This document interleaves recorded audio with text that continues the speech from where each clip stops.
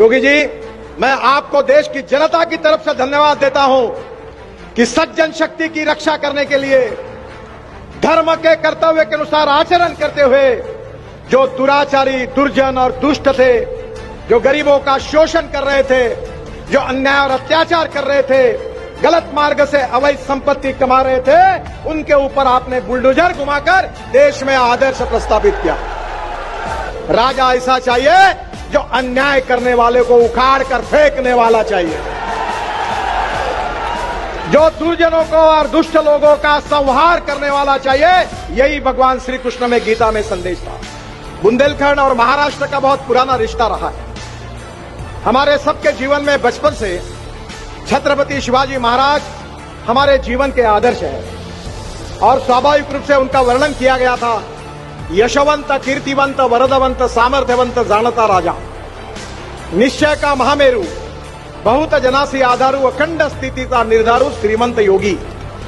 और वो छत्रपति शिवाजी महाराज और बुंदेलखंड के राजा छत्रसाल महाराज, इन दोनों के बीच में बहुत घनिष्ठ मित्रता थी और 17वीं शताब्दी में ये जो नींव है मैत्री की, वो बहुत मजबूत हुई थी। वो देश के इतिहास में बहुत महत्वपूर्ण है। ये वीरों की भूमि है और इसी भूमि पर एक इतिहास बना रहे हमारे योगी जी। मैं आज देश की जनता की तरफ से उनको धन्यवाद दूंगा कि भगवान श्री कृष्ण ने भगवत गीता में एक बात कही, वो योगी जी के काम को देखकर याद आती है। परित्राणाय साधूनाम विनाशाय दुष्कृताम धर्म संस्थापनार्थाय संभवामि युगे युगे। राजा ऐसा होना चाहिए जो मां बहनों की रक्षा करने वाला चाहिए। राजा ऐसा होना चाहिए जो सज्जनों की रक्षा करने वाला चाहिए।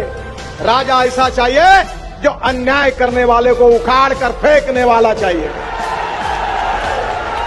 जो दुर्जनों को और दुष्ट लोगों का संहार करने वाला चाहिए। यही भगवान श्री कृष्ण में गीता में संदेश था। योगी जी, मैं आपको देश की जनता की तरफ से धन्यवाद देता हूं कि सज्जन शक्ति की रक्षा करने के लिए धर्म के कर्तव्य के अनुसार आचरण करते हुए जो दुराचारी, दुर्जन और दुष्ट थे, जो गरीबों का शोषण कर रहे थे, जो अन्याय और अत्याचार कर रहे थे, गलत मार्ग से अवैध संपत्ति कमा रहे थे, उनके ऊपर आपने बुलडोजर घुमाकर देश में आदर्श प्रस्थापित किया।